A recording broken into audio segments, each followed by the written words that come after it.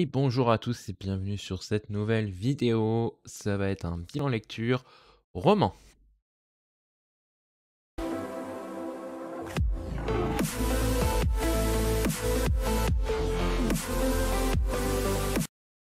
Donc du coup c'est le deuxième de la chaîne ou le troisième, je sais plus. J'ai un doute. On va partir sur l'idée que c'est le deuxième, je pense. J'ai lu 4 livres là, ces dernières semaines, donc je vais vous les chroniquer. Donc comme d'hab, un toutes les 2 semaines, donc ça fait à peu près 4 livres.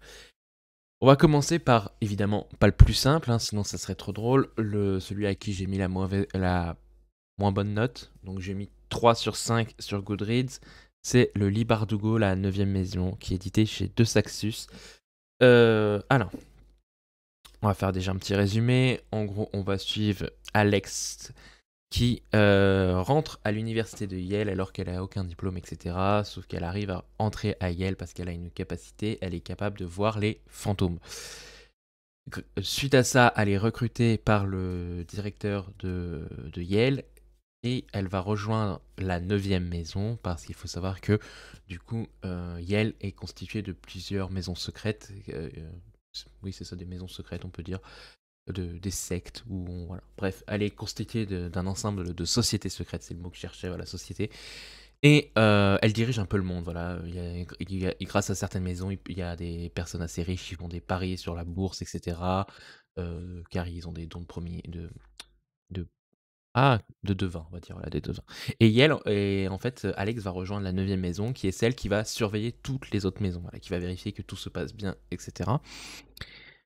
Et du coup, voilà, Alex, elle est ici, elle a un maître qui s'appelle Darlington, sauf que son maître disparaît, on ne sait pas pourquoi au début du récit, et elle se retrouve toute seule, en première année, en n'ayant jamais fini sa formation, à devoir s'occuper de vérifier que toutes les maisons font leur job, quoi. Et c'est là qu'arrive un problème, car un meurtre se produit à Yale, et du coup, toute l'idée de est-ce que on est dans une des maisons secrètes qui a tué l'étudiante? Est-ce que c'est un rite qui s'est mal passé? Ou est-ce que c'est un meurtre commun, voilà, qui n'a rien à voir avec les maisons secrètes, donc elle va devoir enquêter, etc. On va en apprendre un peu plus sur son passé, qu'est-ce qui s'est passé chez elle, ou comment elle est arrivée à Yale, qu'est-ce que lui a fait vivre son don, etc. Je vous le dis tout de suite, pour moi ça a été un coup de cœur, mais un coup de cœur plus pour les personnages et pour l'univers que pour le récit. Ce qui fait que c'est pour ça que je lui ai donné 3 sur 5. J'ai beaucoup aimé toute l'histoire, toute l'idée qu'il y avait derrière, toute l'idée, mais au niveau du récit, il y a vraiment des gros défauts de narration. Je trouve que la plume de Lee Bardugo est vraiment très brouillonne, surtout dans les premiers chapitres. En gros, vous avez un chapitre, la plupart du temps ça alterne, donc vous avez un chapitre qui se passe en hiver, c'est ça? Oui, c'est en hiver, et là c'est le présent. Quand on lit les chapitres en hiver, c'est le présent, et les autres chapitres se passent au printemps. Non, en automne, c'est ça, ça se passe en automne. Donc en hiver, vous suivez l'actualité, en gros de ce qui se passe actuellement, l'enquête d'Alex, et en automne, vous en apprenez un peu plus sur le passé d'Alex avec Darlington, etc. Voilà. Alors, j'ai eu beaucoup de mal au début. Vraiment, les 150 premières pages sont très très dures. On n'arrive pas à rentrer dans l'univers. J'ai eu la sensation un peu que les chapitres hiver sont là pour qu'on se pose les questions et que le chapitre automne sont là pour qu'on se pose les réponses, pour qu'on ait les réponses en fait. Et j'ai trouvé ça très brouillon. Du coup, en gros, on est totalement dans le flou, on est lancé dans l'univers et tout démerde-toi, on a des grilles, on a des machins, on a des mots en anglais, des mots en français, tu te dis mais où on va, où est le monde, etc. Qu'est-ce qui se passe? Et ensuite, on enchaîne avec les chapitres en automne où on a des réponses, où on est du point de vue de Darlington, etc. et qui donne des réponses, qui explique quelle est la situation, etc. Et du coup, ça fait très très très brouillon parce qu'il faut s'accrocher un chapitre sur deux, prendre le train en rail, etc. Se dire bon, ok, on en est où? Comment ça se passe? Quel est ça? Et au bout de 150 pages, bon, on est habitué à l'univers, etc. Et il y a une scène qui, moi, m'a marqué. J'ai dit, ok, avec cette scène, ça me donne envie de continuer. Faut savoir que je l'ai fait en lecture commune avec Lire encore. Et si je l'avais pas fait en lecture commune, je pense qu'au bout de 250 pages, le bouquin, je l'avais pris et je le posais, je le lisais plus, quoi. Mais j'ai tenu un peu le coup. Et voilà, au bout de 15 pages, j'ai accroché suite à une scène qui se passe dans ces 15 pages, entre les 150 et 165 pages. Il y a une scène qui se passe et là tu te dis, ok, c'est bon, je me laisse faire, il n'y a pas de problème. Ensuite, du coup, ce que je vous disais, voilà, c'est vraiment l'écriture de Lee Bardugo qui est hyper dure, en fait. Elle est pas abordable, je trouve. Elle est même brouillonne. On se demande si elle-même, elle se mélange pas les pinceaux par moments. Parce que parfois, vous êtes dans un chapitre en hiver, donc du coup, qui est censé être dans le présent, et d'un coup, vous rebasculez en automne. Elle vous parle d'éléments qui se passent en automne sans que vous ayez changé de chapitre. Donc du coup, vous vous dites: Où est-ce que je vais? Machin, et cetera». Et un des trucs faut savoir, c'est que ce n'est pas un thriller. Je suis désolé, ce n'est pas un thriller. L'enquête est là, elle est présente, voilà, elle fait le fil de narration, mais l'enquête est juste un prétexte pour nous faire découvrir l'univers. Pour moi, c'est ce que j'ai compris en regardant le bouquin, parce que de toute façon, le tome 2 ne va pas être un thriller. De ce qu'on sait à la fin du bouquin, ça ne sera pas un thriller. Donc c'est pas un thriller, voilà, c'est pas une saga thriller, c'est juste une saga de fantastique avec un meurtre qu'il faut résoudre, mais ce n'est pas un thriller. Voilà, l'enquête, elle est au premier plan sans y être. En fait, il y a tellement d'intrigues qui se passent en même temps que l'enquête est juste un prétexte pour chercher dans les maisons secrètes, découvrir qu'est-ce qui s'est passé, etc. L'intrigue principale, c'est vraiment où est Darlington? Qu'est-ce qui s'est passé avec Darlington? Qui est Alex? Qu'est-ce qu'on va voir les maisons secrètes dans le meurtre? Mais en soi, elle aurait pas été morte, ça aurait été un autre événement qui se serait produit. On aurait eu le même récit en fait. C'est ça que je veux dire quoi. On aurait eu le même récit. Vous avez à la fin un petit twist qui est quand même assez intéressant. J'ai bien aimé. Malheureusement, voilà, comme je dis, je vais lire le deuxième tome, mais j'espère que Lee Bardugo va mieux travailler sa plume, etc. pour le deuxième tome, s'il y a un deuxième tome, parce que pour le moment, je crois qu'il n'est toujours pas écrit aux États-Unis. On en attend, voilà, du deuxième tome, et voilà, je trouve vraiment que la plume est très brouillonne. Il faut vraiment voilà, retravailler son univers. Je pense que c'est la première fois qu'elle fait un roman adulte, peut-être aussi, voilà. Et j'ai pas, voilà, j'ai pas accroché au récit, j'ai accroché au personnage Alex. Darlington, voilà, il y a plein de personnages comme ça qui m'ont marqué, qui vont rester.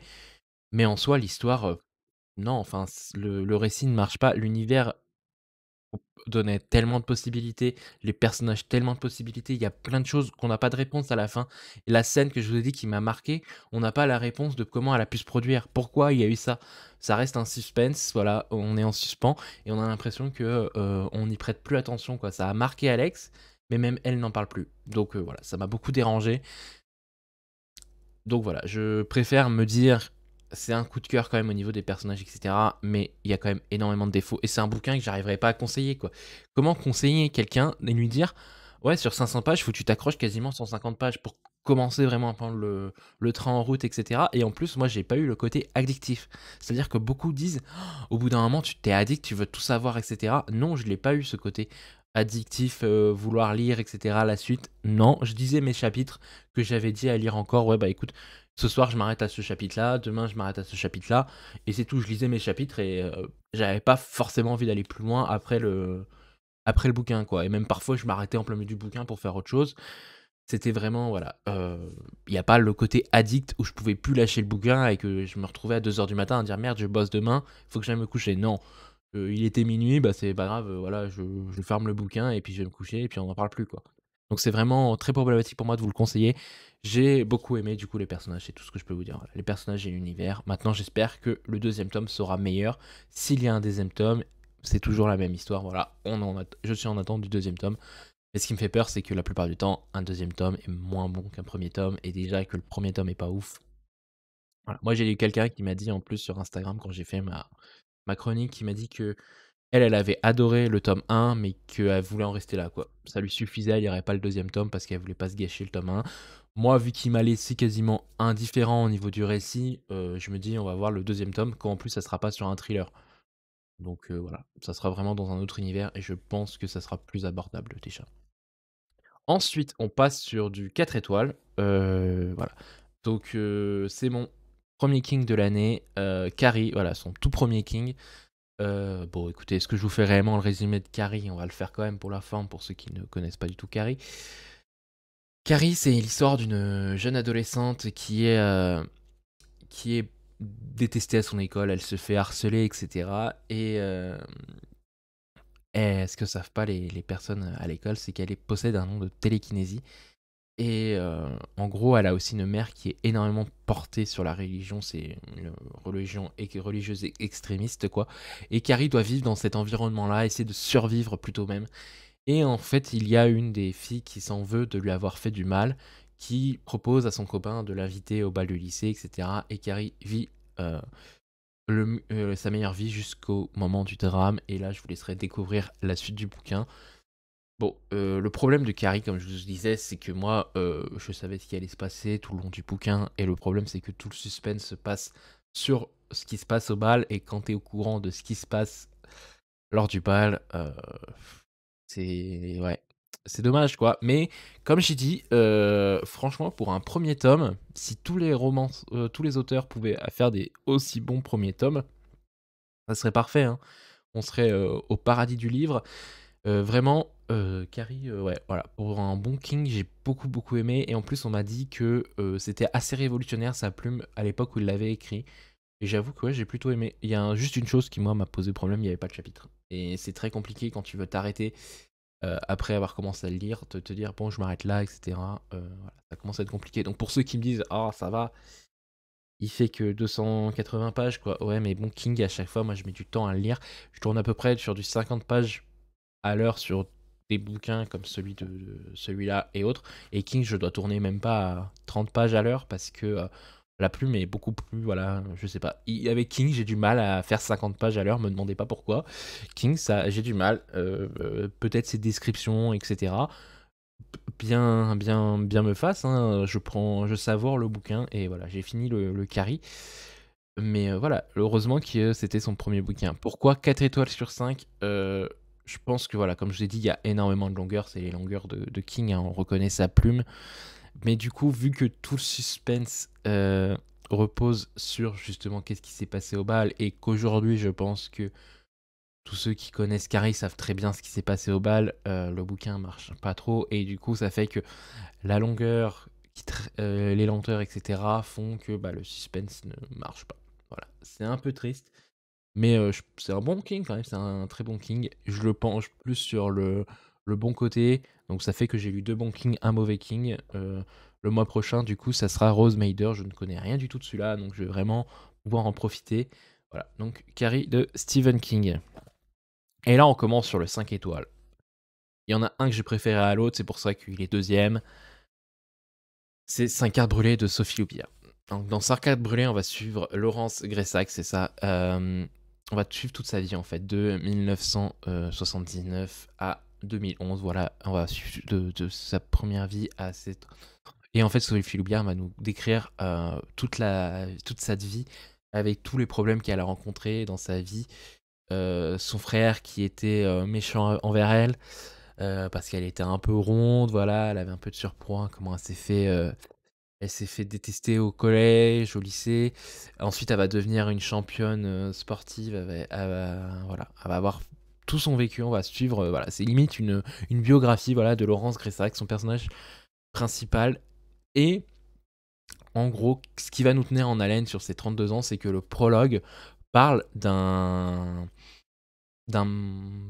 tentative de meurtre qui s'est produite dans un hôtel, et on ne sait pas pourquoi. Voilà. Et du coup, on va suivre toute la vie de Laurence Grézac, son parcours, etc.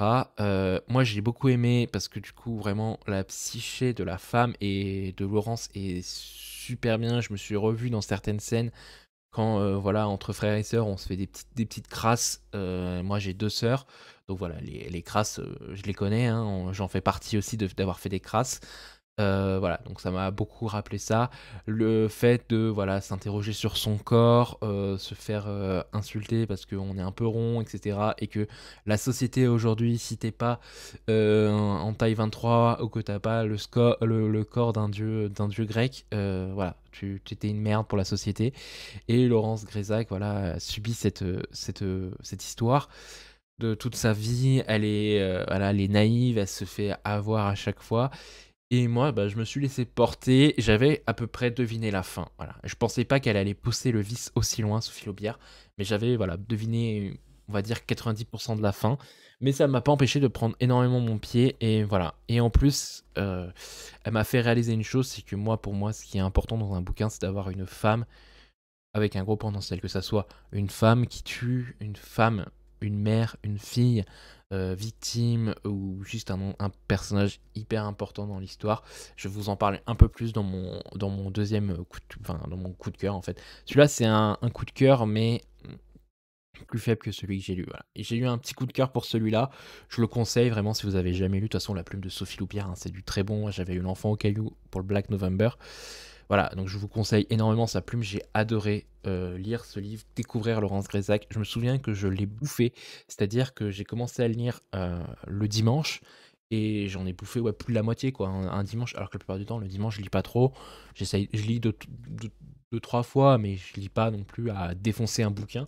Et là, j'étais tellement dedans que bah ouais, il a pris une claque dès le premier soir. Voilà, j'ai fait 50% dessus. Donc voilà, je vous le conseille énormément. Et enfin, mon coup de cœur, je sais pas comment en parler autrement, le Lisa Garner Retrouve-moi. Lisa Garner, franchement, avoir lu Lumière Noire et après avoir lu celui-là, c'est bon. Je me suis dit cette année, je me fais tout ce qu'elle a sorti en bouquin. Dans Retrouve-moi, on va retrouver son personnage, son enquêtrice, Dédé Warren, qui va enquêter sur un massacre d'une famille à Boston. En gros, elle arrive sur les lieux, il y a le père, la mère et 2 enfants assassinés. Seule Roxana, la plus vieille fille, est portée disparue, ainsi que les 2 chiens aveugles. Donc Dédé Warren va chercher à savoir qu'est-ce qui s'est passé, pourquoi il y a eu ce massacre. Est-ce que Roxana est pas celle qui a tué tout le monde, ou est-ce que Roxana a été enlevée? Est-ce que Roxana s'en est sortie parce qu'elle sortait les chiens? Voilà, il y a toute cette intrigue. Et on va suivre aussi un autre personnage de Lisa Garner, qui est l'indique de Dédé Warren, de Dédé Warren dans l'enquête. Donc du coup, on va avoir 3 points de vue. On va avoir le point de vue de Dédé Warren sur l'enquête, le point de vue policier, le point de vue de l'indique, qui est voilà, aussi une femme qui va essayer de retrouver Roxana, de comprendre l'histoire, qu'est-ce qui s'est passé. Et on va avoir aussi le point de vue de Roxana, mais sur des écrits qu'elle a fait en parlant de sa famille et en retraçant tout son parcours.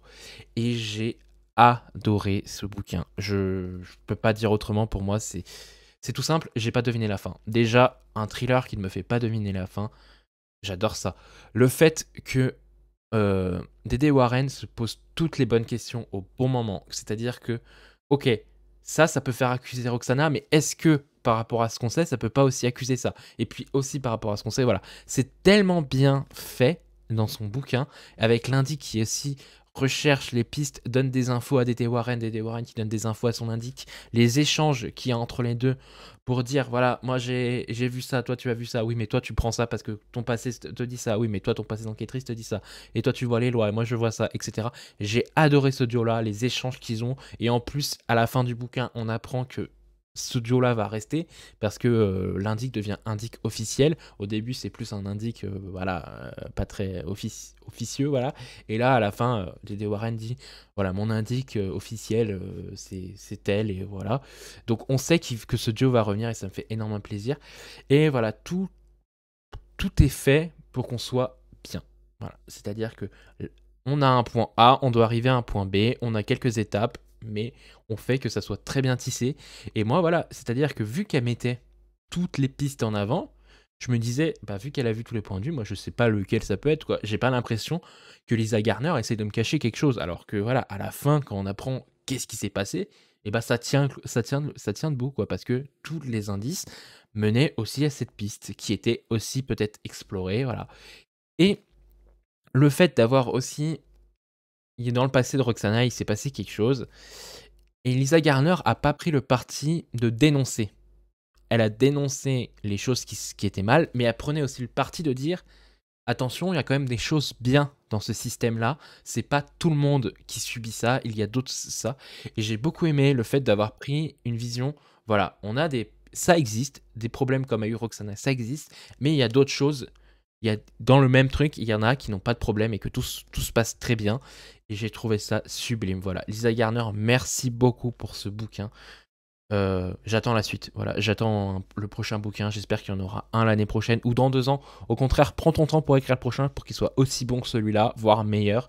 Et voilà, moi j'ai adoré celui-là. Je vous le conseille fortement. Après, comme a dit Séverine, je vous conseille quand même d'avoir lu Lumière Noire, même s'il est pas obligatoire pour Retrouve-moi. Mais voilà, c'est un gros, gros, gros coup de cœur. Ce bouquin, je vous le conseille fortement. Voilà, et puis la place de la femme aussi, comme je vous dis, on a 3 femmes hyper importantes dans ce bouquin. On a Dédé Warren, on a l'Indique et on a Roxana. Donc on a quand même ces 3 personnages féminins, toute l'histoire de leur parcours et toutes les idées. On n'a pas que le côté enquêtrice, on a le côté indique, on a le côté victime, et ça, j'ai adoré. Franchement, c'est hyper bien. Je vous invite à le lire si vous ne l'avez pas encore lu. C'est chez Albin Michel ou Françoisière si vous voulez, et c'est à 22,90 €. Et moi, j'ai pris mon pied en le lisant, et j'ai hâte d'en lire un autre de Lisa Garner. J'ai mis dans ma palle de février en bonus le À même la peau, qui se trouve en fait entre Retrouve-moi et Lumière Noire dans la chronologie des Dawarren. Voilà. Bah écoutez, on va s'arrêter là pour ce petit bilan lecture. J'espère qu'il vous aura plu. J'ai essayé un peu de faire vite quand même parce que je veux pas que ça s'éternise trop longtemps. Voilà, 4 petits bouquins. J'ai pris beaucoup de plaisir à les lire. J'ai pas eu de grosses déceptions. Bon, à part le lit Bardugo, voilà, comme je vous ai dit, j'ai vraiment eu un peu du mal. Mais sinon, voilà, j'ai beaucoup pris de plaisir à les lire. Et là, je sens que le mois prochain, je vais peut-être avoir un peu plus de déception. Je me suis mis un peu plus des bouquins qui me faisaient peur et on verra ce que ça donne. Voilà. Sur ce, j'espère que cette vidéo vous aura plu. N'hésitez pas à vous abonner, à mettre un commentaire et à liker. Le commentaire pour me dire qu'est-ce que vous lisez, qu'est-ce qui vous a plu dans mon bilan lecture et qu'est-ce qui vous intéresserait pour qu'on puisse en discuter. Et si un des bouquins que je vous ai dit, vous n'êtes pas d'accord avec moi, bien entendu, le monde est fait de personnes différentes, on peut avoir tous des avis différents et je serais très intéressé de voir ce qui vous a plu et déplu dans ces bouquins. Voilà. Sur ce, à la prochaine. Bye tout le monde.